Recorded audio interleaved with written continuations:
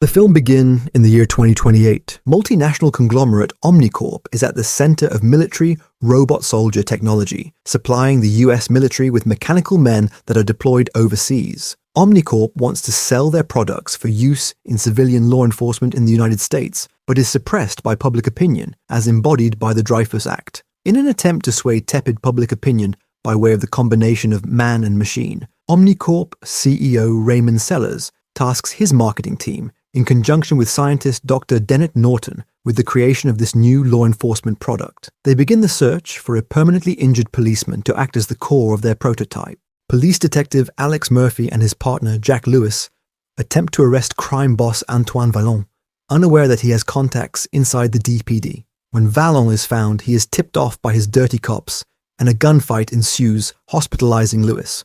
As retaliation, the two said dirty cops nearly kill Alex with a car bomb. Norton chooses Alex for the RoboCop program, and with consent from Alex's wife Clara, has him outfitted with the cybernetic body and software. Alex at first rejects his current condition upon seeing mostly lungs, heart, exposed throat and brain when the armor and cybernetic components are removed, but is convinced by Norton to be strong for his wife and son. Rick Mattox, OmniCorp's military tactician, is skeptical of Alex's abilities, saying he will never be as efficient as a fully mechanical robot. Alex proves this true by operating at a slower rate than the drone counterparts due to his natural hesitation when making judgments in the field. In order to improve performance, Norton tampers with his brain, making him believe that his tactical decisions are his own when he is actually executing programs. While preparing for a public press conference to unveil RoboCop, Alex is emotionally overwhelmed and has a seizure, while Norton is uploading the police database, including video of his near-death information into his brain. Pressed for time, Norton alters Alex's brain chemistry, lowering his dopamine levels until he no longer displays any emotions. Under control, Alex attends the press conference, where he ignores his waiting wife and son and efficiently apprehends a criminal in the crowd. RoboCop is a public relations success and drastically reduces the crime rate in Detroit. Public opinion on the Dreyfus Act begins to turn. Norton is told to prevent Alex from seeing his wife and son. Clara manages to confront her husband as he is leaving the station, telling him about his son, David, having nightmares. Alex leaves, but then overrides his programming and detours from his current case to go to his house. He reviews the CCTV video of his accident and realizes that David saw his body and was traumatized. While watching the CCTV footage, Alex overrides the programming in his brain and miraculously raises his dopamine levels back to normal, reviving his lost emotions towards his family. Alex pursues Vallon for revenge. When Alex arrives at his hideout, Vallon nearly succeeds in killing him, but is fatally shot by Alex. At the station, Alex kills one of the corrupt cops and arrests the other.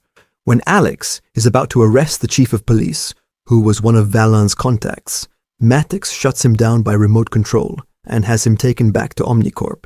Sellers decides to spin this turn of events to his advantage via television presenter Pat Novak, who thanks RoboCop for revealing the fallibility of the police and points out that drones are incorruptible.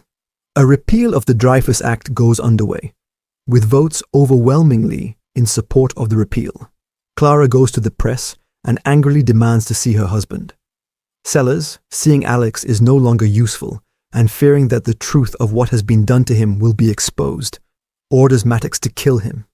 Norton reaches the lab first and revives Alex, telling him everything. Alex, feeling betrayed, goes after Sellers. Sellers has the OmniCorp building shut down and armed with drones. Alex gains entry with the help of his former partner Lewis and other police officers. Mattox then reveals an old tactic he had hidden in Alex's programming known as red assets, which renders hostile acts and apprehension impossible against those identified as such. Lewis appears and shoots Mattox while Alex proceeds to the roof, where Sellers is waiting for a helicopter and has Clara and David as unwitting hostages. Alex's programming prevents him from arresting Sellers as he is also wearing a red asset wristband, but he manages to overcome it with his own will and shoots. OmniCorp's parent company, OCP, decides to review the drone and RoboCop program. Alex's body is rebuilt in Norton's laboratory, and then he waits for Clara and David, who are coming to visit him. The president vetoes the repeal of the Dreyfus Act, based on the testimony of Norton, who confesses everything they had done in the RoboCop program.